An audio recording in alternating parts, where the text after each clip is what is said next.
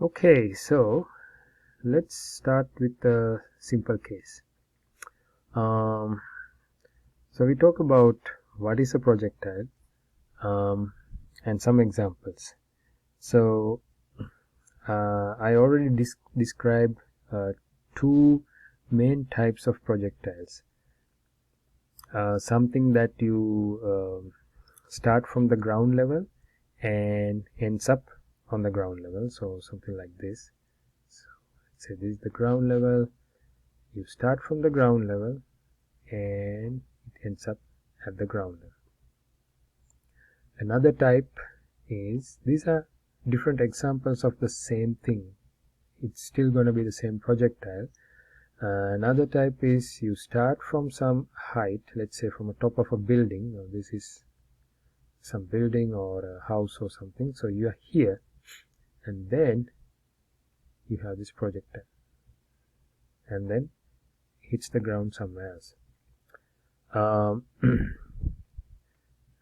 Another example could be, you start from the ground level, but the projectile ends somewhere up here on the top of a building like this. So that's a third type. You can think of another example. So again, you are at the top of a building. It's the ground level. Instead of having an initial non-zero angle, right, something like 30° or 40° or whatever, we're going to shoot horizontal. So it's going to go like this. That's the path of the projectile. Now we're going to discuss all these different examples. Once we learn one or two different examples, you will be able to figure out the rest. But we're going to start with the most simple case. So if we label these as A, B, C and D, we're going to start with this one, D. This is the, I believe, this is the easiest one to analyze math-wise. So let's start here. So I'm going to erase the whole thing.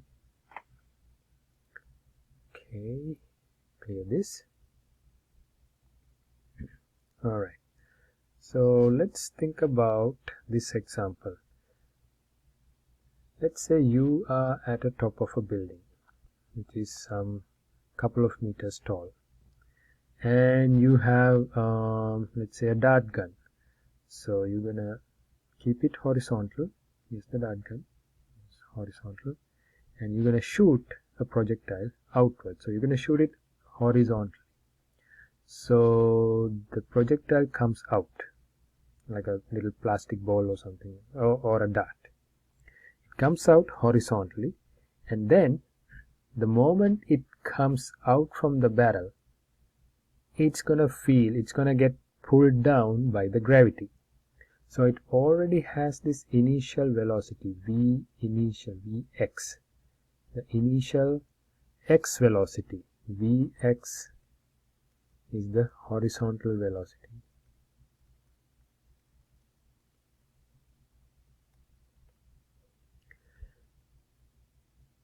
And it's going to move forward, but because of the gravitational attraction, it's going to move downward as well. So as a combination, the path of this projectile is something like this. Now this we call the parabolic path. Now as soon as it leaves the gun barrel, it's going to build a vertical velocity as well, a downward velocity, a pulling down velocity. It's going to accelerate downward, so the velocity pointing downward is going to increase. So initially you don't have anything, but a moment later you have some little bit of velocity pointing down, and it's keep increasing because gravity is pulling on it, right?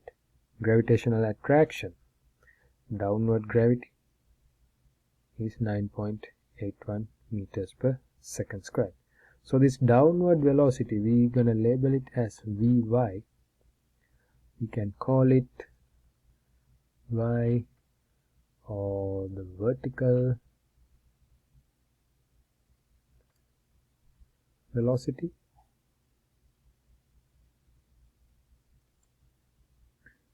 So as soon as it leaves the gun barrel, because of gravity or gravitational attraction, the velocity downwards, the vertical velocity, it's gonna it'll start from 0 and it'll increase. So initially there is no y velocity, there is no vertical velocity, but over time it's gonna increase. So we're gonna label that Vy, we're gonna call it vertical velocity. So the total velocity, the actual velocity, the direction changes all the time, right? So initially it's horizontal, over here it's pointing this way, it's pointing this way, and over here it's pointing down. At every point we can divide this velocity into components Vy and Vx. Vx and Vy. Vx and Vy. Now, there is one important thing that you should remember. Vx, the horizontal one, is always constant. The reason is gravity is pointing downwards. X velocity is horizontal. It's perpendicular to the gravity, right? This Vx is pointing this way. Gravity is perpendicular to that. This is gravity. So something that is perpendicular to another quantity will not exert any force on that. There has to be either parallel or anti-parallel or some angle other than 90 degrees. When they are perpendicular to each other, there is no influence on Vx from the gravity. So Vx does not change. Throughout, the number remains the same. For an example, if this projectile comes out, let's say it comes out at 10 meters per second, even at the last moment, Vx gonna be 10 meters per second. It will not change. On the other hand, Vy, the vertical one, is increasing, because Vy is pointing downwards. This Vy. Gravity is also in the same direction. So this is like a free fall. Projectile motion is actually a combination of a horizontal movement plus a free fall. The moment this thing comes out, this moment this dart or whatever that projectile is, the moment it comes out from the gun barrel, the vertical component is in a free fall. It's increasing under gravity. So we can use all those kinematic equations for the vertical vertical velocity, right? So vertical velocity, we can say use kinematic equations. The horizontal velocity, because it's a constant, there is no acceleration for the horizontal part. We can use v equals distance divided by time. The very basic simple equation where there is no gravity, we can use this for the horizontal part. Okay, so let's try an example with some numbers, and then you see it'll make more sense to you. Alright, so I'm going to clear this. Alright, so let's see whether we have any examples from the PowerPoint.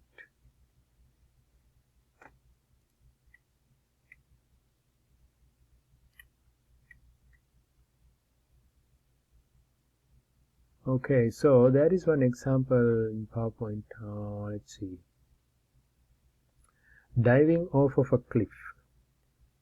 A movie stunt driver on a motorcycle speeds horizontally off of a 50-meter high cliff. How fast must the motorcycle lift? Okay, we'll come to that later. Let's try a simpler one. Okay, so let's say we have a building. which is, let's say this building is 30 meters tall, and you are on the top of the building, and you have some kind of a dart gun or something which you can shoot horizontally. So you're going to shoot this projectile, or let's say you're shooting a tennis ball. So it comes out at a speed of 20 meters per second. So it's going to go in a path like this and hit the ground somewhere here.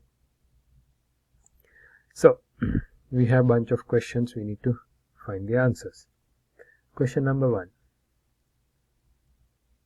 How long will it take to hit the ground?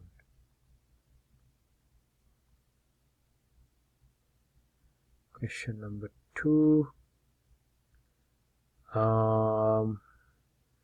What is the distance between the point on the ground from the base of the building? Yeah, the distance between the starting point, like the base of the building. Let's say this point A. This is the point where it hits the ground. This distance, A to B. How far it goes horizontally. In other words, what's the horizontal distance? Right? This A to B distance is the horizontal distance. Okay, how do we solve a problem like this? We have to treat horizontal and vertical equations separately. We cannot mix horizontal and vertical equations. So that is something really important. Treat them separately. So one thing to remember, right? Gravity is only in vertical direction.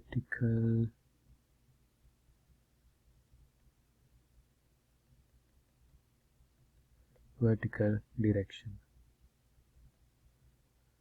Or in other words, gravity is only in Vy or y direction. Only y velocity gets affected by gravity. Number 2, in x direction,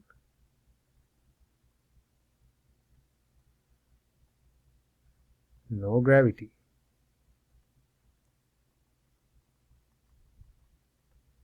Or in other words, Vx is constant. It does not change. Also, in these questions, in all these projectile motion questions, we're going to assume that there is no air resistance. That's important because you might have noticed in the very first video I had posted, it's a YouTube video done by, it's not mine, it's from somebody else.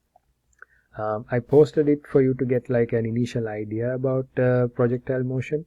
So it goes into a lot of details. It talks about air resistance and the spin. These are very interesting things. These things can affect the path of the projectile.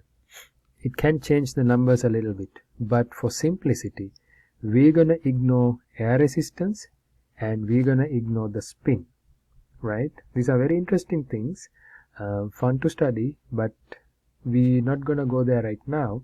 We're going to keep things very simple. So there is no air resistance and also no spin. The projectile does not spin, it doesn't spin. Okay, so having said all these, let's see how we're gonna analyze this problem. So I have to erase some of these things to get some space. So let me do that real quick.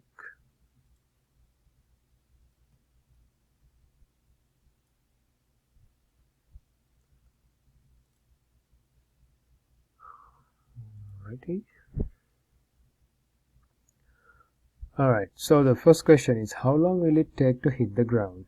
Now, if you look at the numbers we have here, in the horizontal direction we have Vx equals 20. And we know that throughout, at any given point, if you think about a point like this, the projectile is pointing downwards. We have Vx velocity, we have Vy velocity.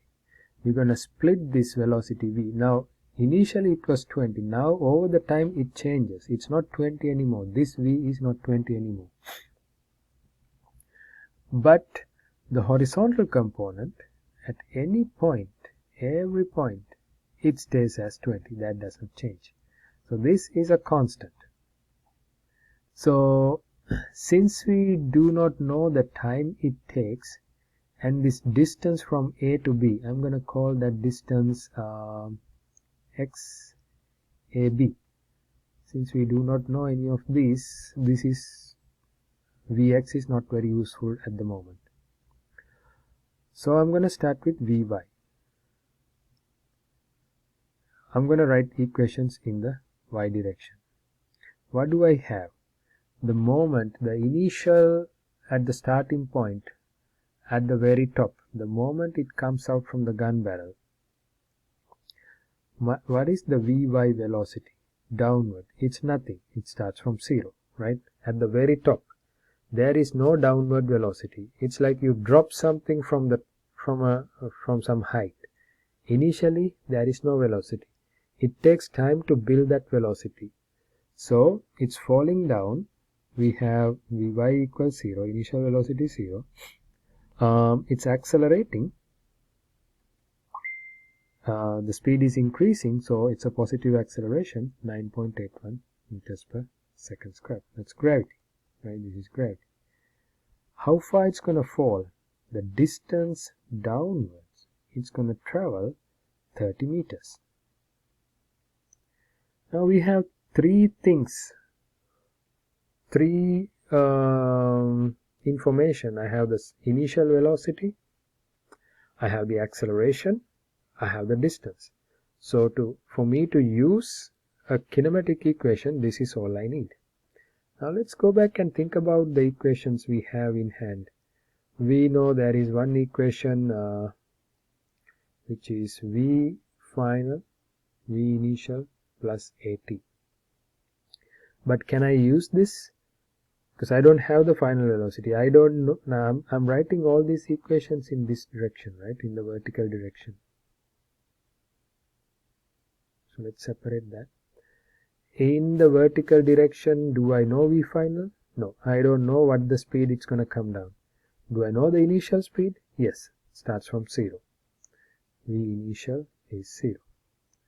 Do I know the acceleration? Yes, I do. Acceleration is 9.81 positive. Do I know the time? I don't know. So there's 4 terms in the equation. I only have 2, so I can't use this equation. I need to have at least 3. So let's try the second one. Let's try this. V final squared equals V initial squared plus 2AX. V initial I have, acceleration I have, distance I have. So this is a go. I can use this equation. So I can use this to find the final velocity. Alright, so let's see. V final squared equals 0 squared plus 2 times 9.81 times 30. V final squared equals 2 times 9.81 times 30, so 60 times 60, 600, sounds like 590 something. So let's use the calculator and find the answer exactly.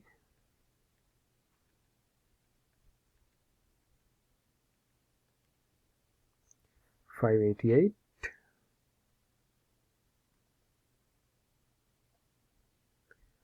So this is V final squared, so V final is square root 588.6, which is equals to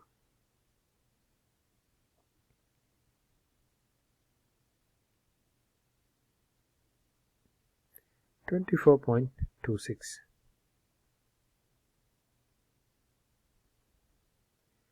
Now since we are writing these equations in the downward direction, we are going this way.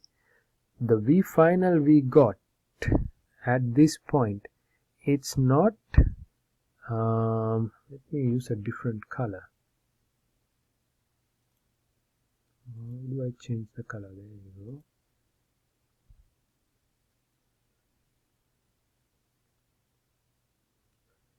So at this point, just before hitting the ground, it's coming in with some velocity, and it has this Vx, which is still 20, doesn't change. It has this Vy, this is 24.26 meters per second. 24.26. What we got here is the y velocity, because we were solving equations for y velocity. So we have that. Okay, color change. Oops, that's not right.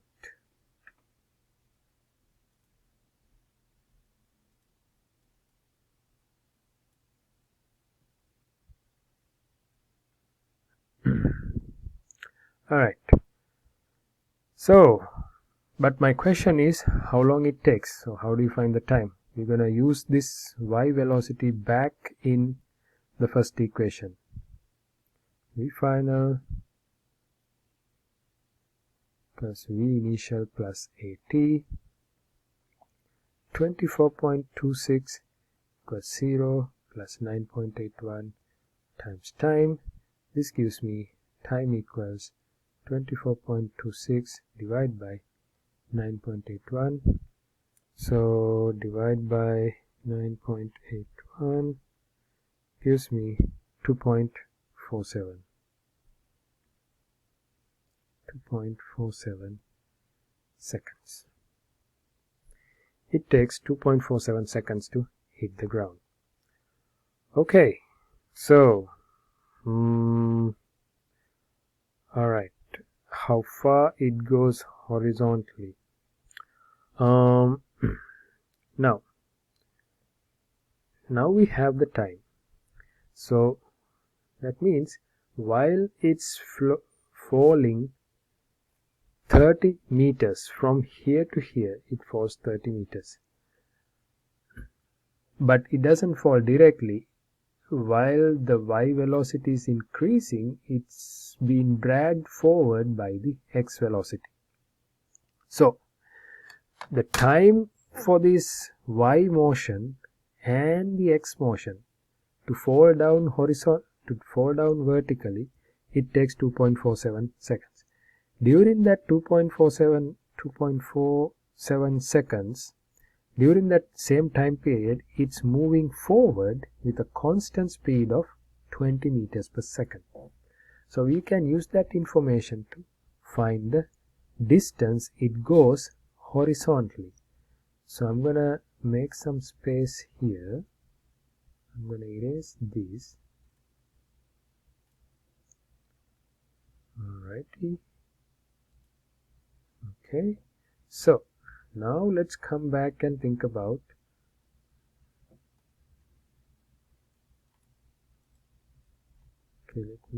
alright, pen. Now let's go back and think about Vx, horizontal motion. We have Vx equals 20, which is a constant. We have time equals 2.47. We know that Vx equals the distance, the horizontal distance, xab divided by time, right? Distance divided by time. In the x direction, we do not involve acceleration because there is no acceleration. So 20 equals xab divided by 2.47. xab equals 20 multiplied by 2.47 equals multiplied by 2.47. Let me 20 times 2.47 equals 49.4 meters. The distance it's going to go horizontally is 49.4 meters.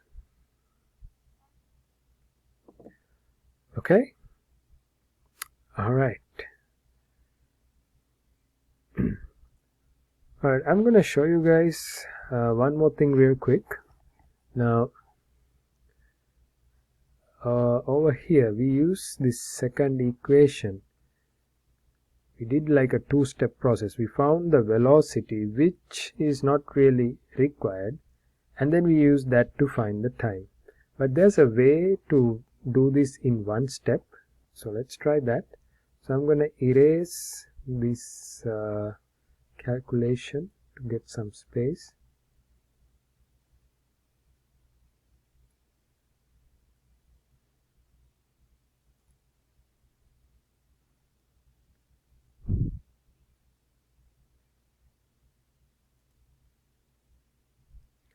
Alright, so we know that we can use equation number 2, but we never checked equation number 3, which is distance equals VIT plus half AT squared. So we know that, again, falling down vertical direction, the distance it was falling 30 meters, initial velocity 0, acceleration 9.81. So again, in this equation also we have three things in hand, so we can use this as well, which will be an easier option to find the time. So if you use this 30 meters, initial it was 0, 0 times t is anyway 0, plus half times 9.81 multiplied by t squared. So here it's much easier, it's just one equation. So when we solve this, we have, if we go another step, 30 equals half times 9.81 times t squared, multiply to the other side, 60 over 9.81 is t squared. So this we can say t equals 60 over 9.81 square root. It will give you the same answer, 2.47 seconds. Okay, so based on the situation, you need to decide which equation to use.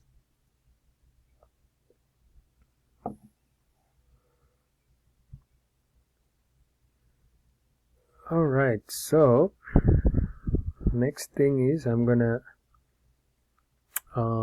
let's talk about another example. So let me go ahead and clear the whole thing.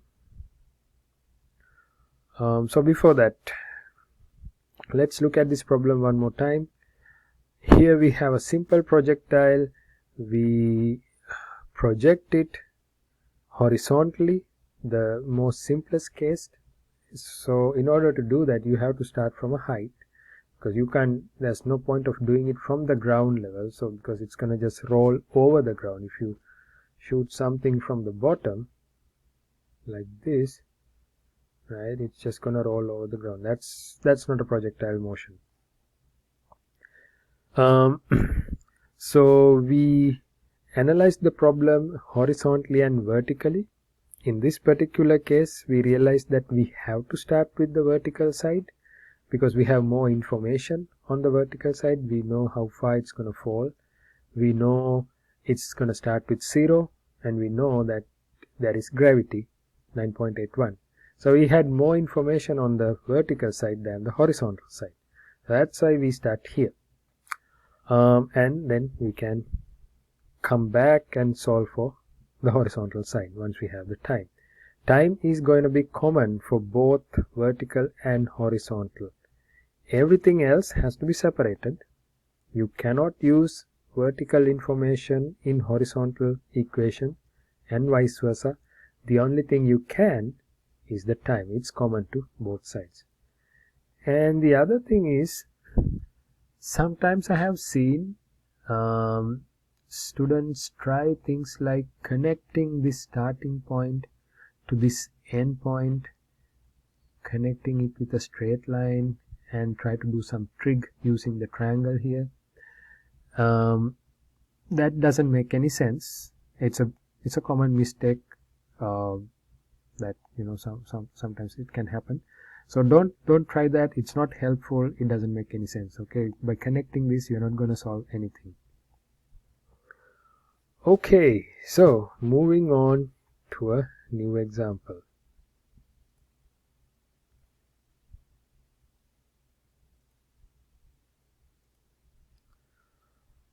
Alright, so this time let's assume let's think about this situation. So let's say you are on the ground level and you're gonna kick this soccer ball over here. So I'm gonna draw it like a small dot here. So you're gonna give it an initial velocity. You're gonna give it a velocity such that it has a positive angle with the horizontal. So it's gonna go up like this and then come back to the ground. So this is the path of the projectile. So a common question, these are some of the questions that we might want to find answers to. For an example, how high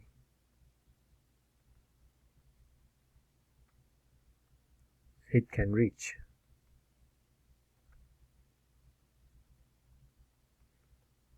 Like this point here, this is the highest point, right? What is this height, or the tallest point of the path? Number 2,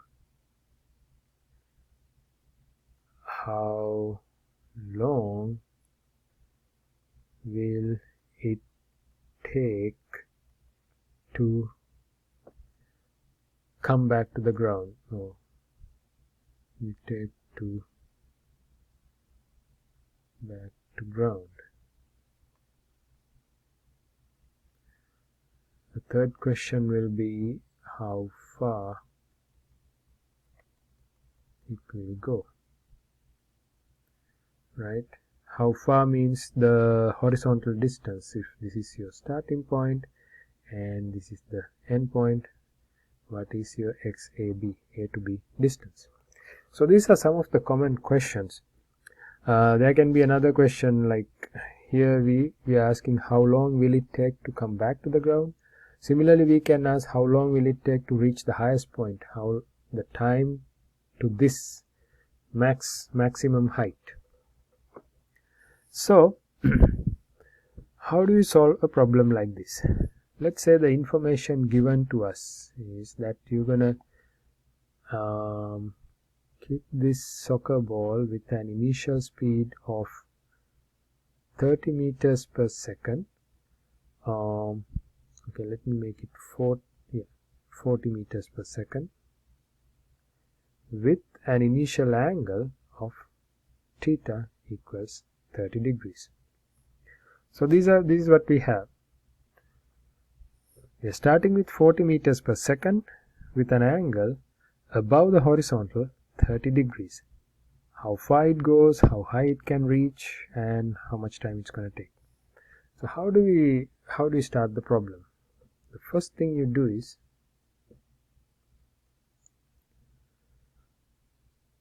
take the components of the velocity. Remember, in vectors we talk about this. Vector components. This velocity is a vector. We can break it, we can split it into components using the given angle. So this is what we have. Initially, we have a vector 40 meters per second making an angle of 30 degrees with the horizontal. So we can split this into two components. I'm going to use a different color here. Alrighty. I can split this into a Vx, right, by connecting this triangle, and also a Vy. What is my Vx? So let me go back to black color.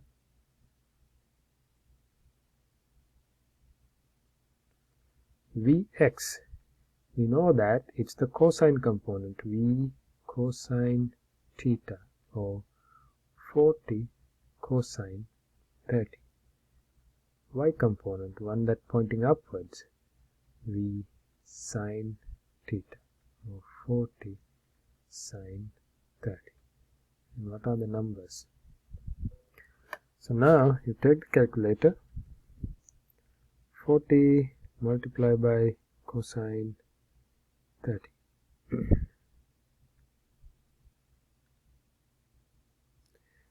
We have 34.64.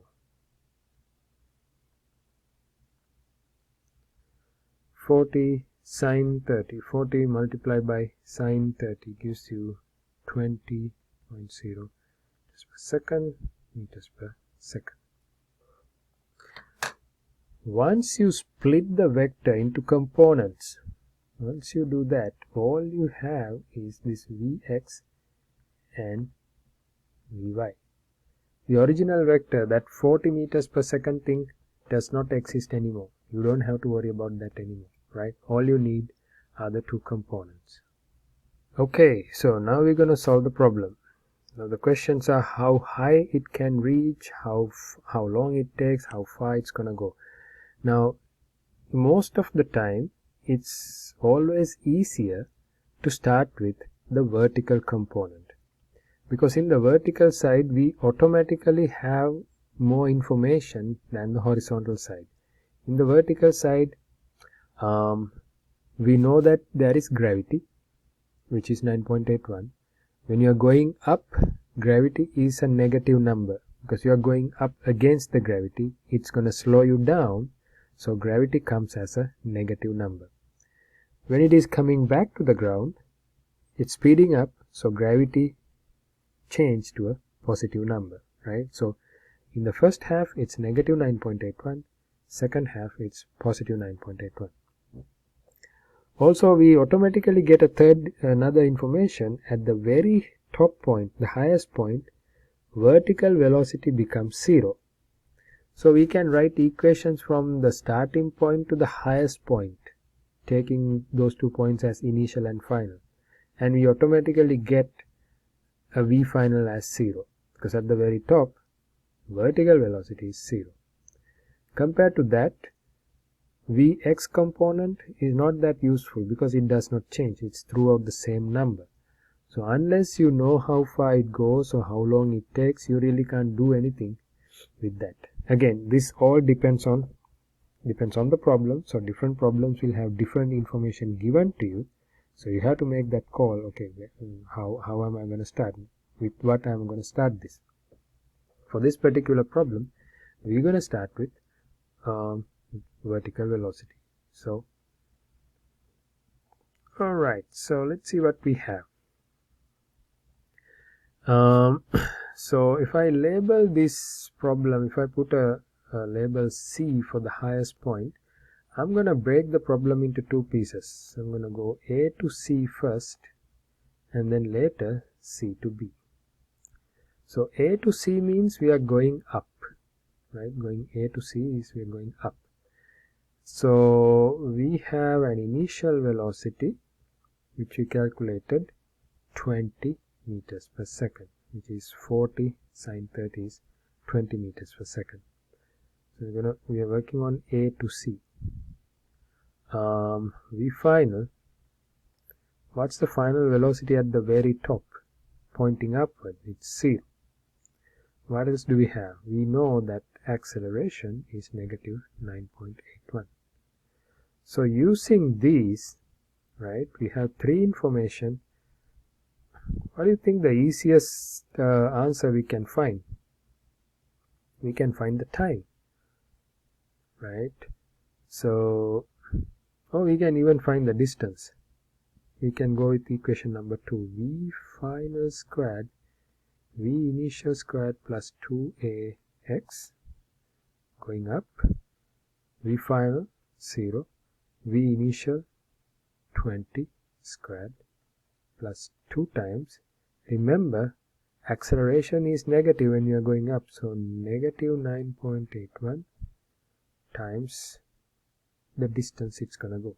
So we have 2 times 9.81 times x equals 400, x equals 200 divided 2 and 20, some 21, something like that. Okay, 400 divided by 2 divided by 20.38. So the height it's gonna go 20.38 meters. This height right here from the ground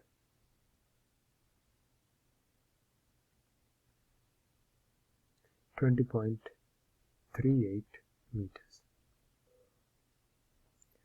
We can also find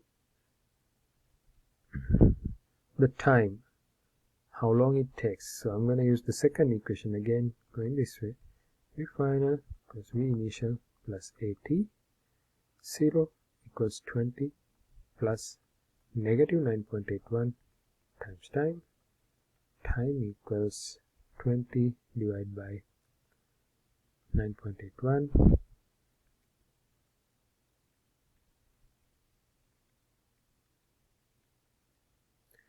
2.04 seconds.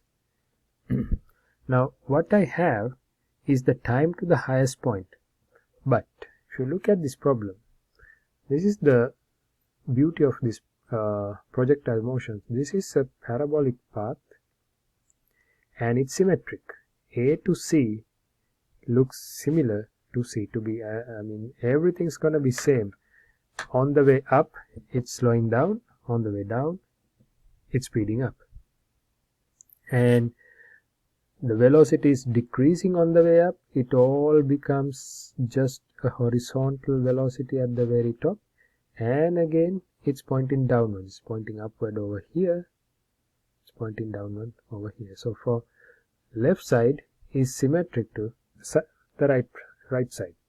So that means if it takes 2.04 seconds to come to the top, it will take another 2.04 seconds to hit the ground. So what's the total time? Total time is simply 2 times 2.04, which is 4.08 seconds. So the total time is this.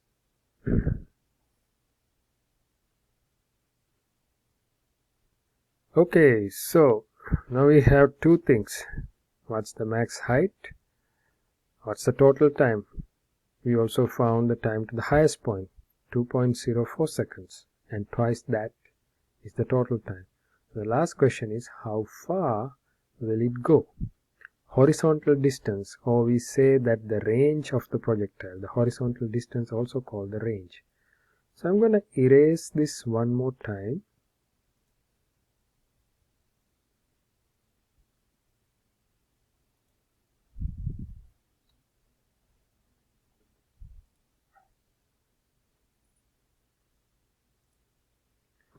Okay, now question number 3,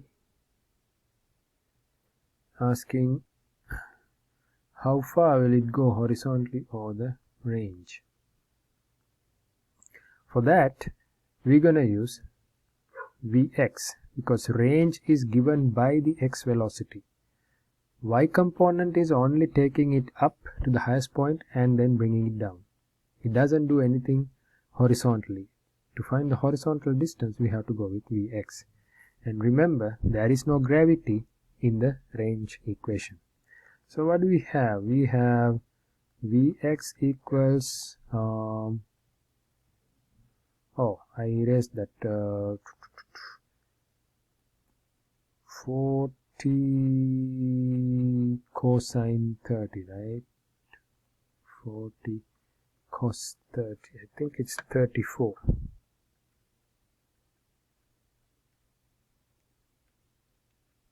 Yeah, 34.64.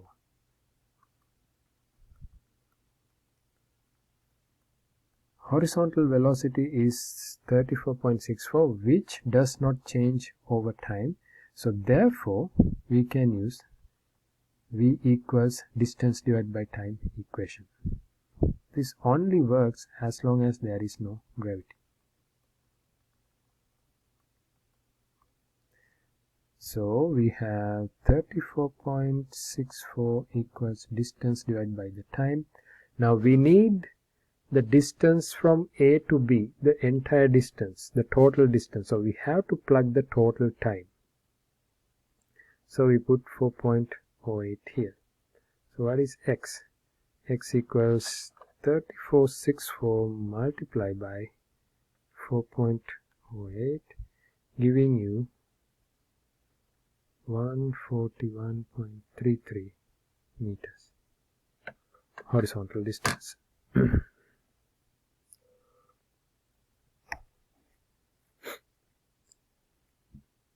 Okay, so a quick recap. We split the velocity. So the first thing we do is we look at the velocity, we look at the angle it makes with the horizontal, and then we split it to Vx and Vy. And then most of the time we start with the y velocity, because in the vertical direction we usually have a lot more information. Some problems are different. Sometimes purposely you were given a lot of information for the x side, so it's easier to start that way, but in many of these questions we can start with the y velocity, which is much easier. So we start with that, we find the max height, we find the time to the max height, we multiply it by 2, get the total time, and then use it with the x velocity. Doubling the time will not work in special cases where you start from the ground but you end up here at some on top of a building or something. So this right now the problem is not symmetric anymore, so you have to be careful with these things. We will discuss such examples later. Also, if you start from some height, I'm gonna draw it here. Here's the ground level. If you start from a height and come to a different landing point, this is not symmetric either. So these are special cases. Again, we will work on these. But for now, this is basically how projectile works. So I believe this is enough for you to get started, and then we will have more discussions coming. Thank you.